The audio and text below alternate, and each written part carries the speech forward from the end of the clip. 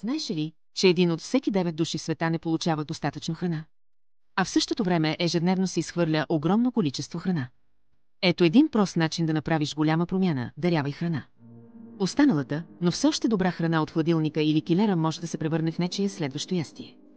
Независимо дали става въпрос за консерва с боб, плодове, зеленчуци или остатъци от вечерята, даряването на храна е един от най-лесните начини да се борим с глада и да се борим с глада.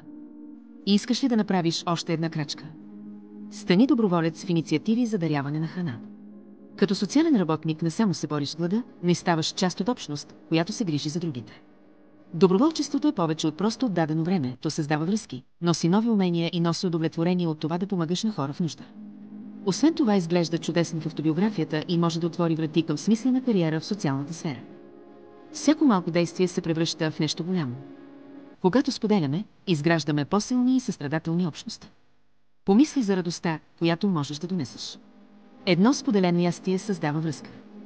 А когато доброволстваш, не даваш само храна, а разпространяваш надежда, доброта и човечност. Затова, независимо дали даряваш или ставаш доброволец, можеш да направиш истинска разлика. Нека напълним сърцата, като пълним чиниите. Споделянето е грижа.